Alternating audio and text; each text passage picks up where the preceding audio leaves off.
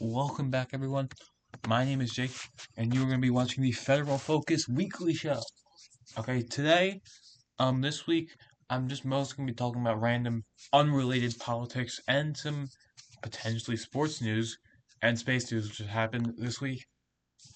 I'm not going to be talking about the Iran war because, frankly, there hasn't been much to talk about. They're trying to pursue a peace, but I'm not quite sure it's going to happen. And there hasn't been some lasting narrative, so I'm just going to be talking about stuff which has happened. Okay, the first thing I'm going to be talking about is the current government shutdown. And yes, I know it's not full government shutdown. It's mostly for the DHS. And the reason this is happening is because there was a shutdown earlier in the year, and they made a compromise where they would try to work out a plan in the next 10 days, and they did not do that. And so we are now on the 50 somethings day on it, day of this shutdown, or the 40 something. And we're really at a roadblock here. It seems like this shutdown will be longer than the previous one. Now, keep in mind, this one's not a full shutdown. It's pretty. It's not like a complete shutdown, but it's still a problem here. And there's been some talk of potentially a compromise, which means that everything will be funded besides ICE, which is really stupid because ICE is funded anyways via the big beautiful bill, the BBB. So I don't know what's gonna happen here. I know that Trump, as you can see here, he signed an order to pay TSA agents. And there's also the ICE agents sent into it to reduce the wait times. I think they have reduced it. I'm not sure how much though, because I know the wait times were pretty large. Okay.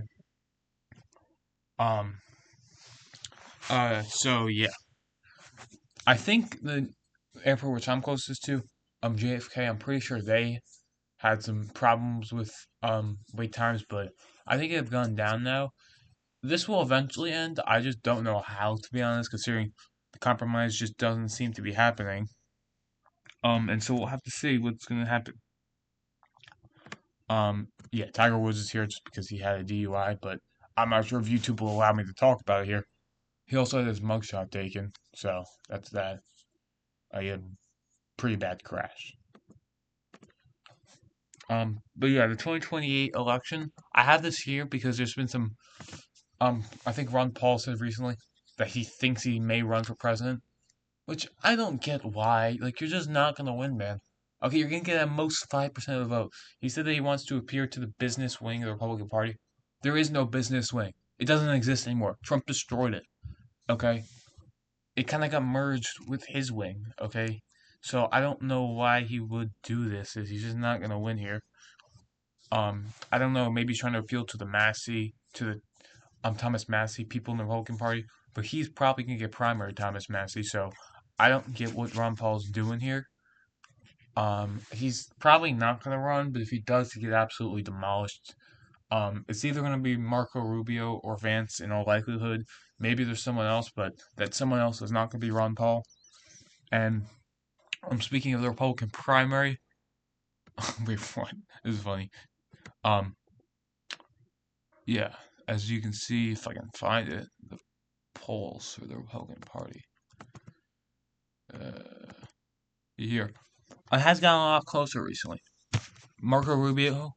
There was a CPAC poll, which is the conservative PACs, which has kind of gone downhill a bit since Turning Point, but they did poll, and it showed that Marco Rubio, I believe, had around 50% of the support for the primary, and Marco Rubio had around 30, which is still a large lead, but it's kind of JD Vance's lead is closing. Marco Rubio just because of this, because he's kind of just been working everything recently. He's gained a lot of traction among Republicans, um, as the potential Republican nominee. As you can see, earlier in the year, okay, that's gonna take early in the year he's polling around 5%, but in more recent polls he's jumped up to around 15, and I believe this is still missing some. I think since the war it has kind of jumped up a bit, mostly just because of success in operations like Venezuela, which has been a success. Um, and so JD Vance is not really going down because he hasn't done as well. He kind of isn't really doing much though, to be honest. And speaking of Vance, there has been talk, not really among the government, but potentially making him the Senate Majority Leader. I'm not sure if this works, but apparently it's possible to make him kind of like the acting leader. I don't think he'd be the official one, but I'm pretty sure John Adams did it in like 1790. So apparently that's a possibility there. But yeah, the primary is not for a while, but um, there's going to be some people probably declaring their candidacy maybe later this year, probably or a little bit after the midterms. So we're not as far away as it seems. It's already been a year and a half since the 2024 election, which is crazy to think about it. It seems like it happened not that long ago, but it has been pretty long. Okay, I probably should have said that. Um, but moving on to space news, which I'm sure you guys absolutely love talking about, but I love talking about it. Um, on April 1st, hopefully, we are going to be going the furthest away we have ever been from the Earth and going the fastest a human has ever been at 25,000 miles per hour, which is pretty fast. I'd like to go that fast, but it's not going to happen. Now, this is part of the Artemis mission, which I knew we talked about, but there's been, since I talked about it, there was a couple delays, but now it's officially, most likely, in all probability, sincerely, potentially happening April 1st. And I think they should just delay April 2nd because how will we know we're actually going on April 1st? What if they're just joking all along? Um, it's potentially going to be a daytime launch, which means I probably would be able to watch it. I have stuff to do then, so I don't know if I will be able to, but I'll try. This mission is in preparation. This mission will be going around the moon. There's also been some Artemis changes to the general thing. Previously, there was going to be a moon landing launch after 2028, during 2028, and around every 3 years after that. However, they have reconfigured the schedule, and we are now going to be making hopefully 2 moon lands a year, which is going to be very exciting because we're also building a moon base, which they also announced then, which means we're basically going to be colonizing the moon, which, in my opinion, is pretty cool. And that moon base will serve kind of as a jumping plant to get to Mars.